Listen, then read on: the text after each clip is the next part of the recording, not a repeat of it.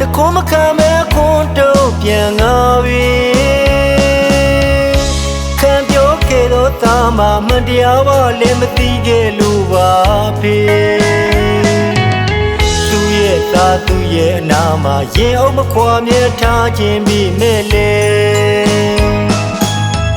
တမင်အလုံးရှာခိုင်းနေတာလောကရန်ကြောင့်သိစေချင်လို့ပါ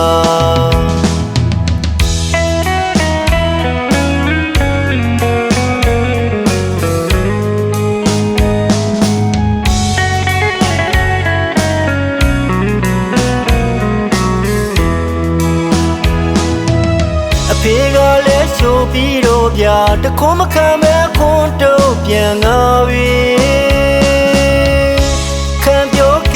သားမမတရားပါလည်းမသိခဲ့လို့ပါဖေသူရဲ့သားသူရဲ့အနာမှာရင်အောင်မခွာမြဲထားခြင်းပြီးမဲ့လေတမင်အလုံးရှာခိုင်းနေတာလောကရန်ကြောင့်သိစေချင်လို့ပါခင်ရဲ့ကြောင့်ဖေမသိပြီမဲ့ဘဝကြောင့်မူတော့ကောင်းကောင်းသိနာလေ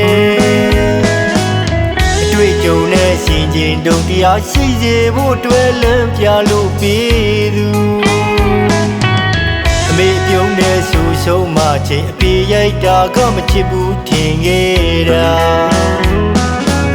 အဖေရှိသနာအဖေရဲ့မြတ်တာကိုမတိကျိုးချွတ်သာပြုခဲ့မိပါရဲ့သားဖေကမချစ်လို့မဟုတ်ဘူးမနစ်လို့တွေ့သားဘဝရှိကိုကျိုးတွေးကမှန်းရှာလို့ရဲ့ပဲ့ကိုင်းရှင်ကြီးချစ်တော်အဖေလက်ရှည်ပြထိတ်မမှုလို့ပြောမှရှုမှတွေ့ကိုအဖေကိုသာတောင်းမှန်ပါဗျာကြီး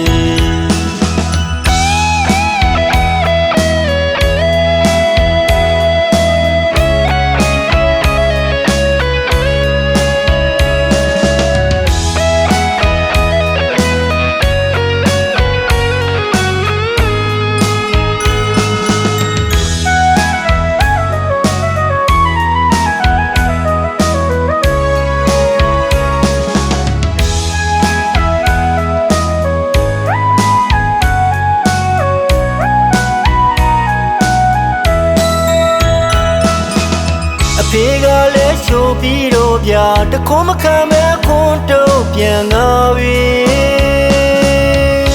ခံပြောခဲ့တော့သားမမတရားပါလည်းမသိခဲ့လို့ပါဖေ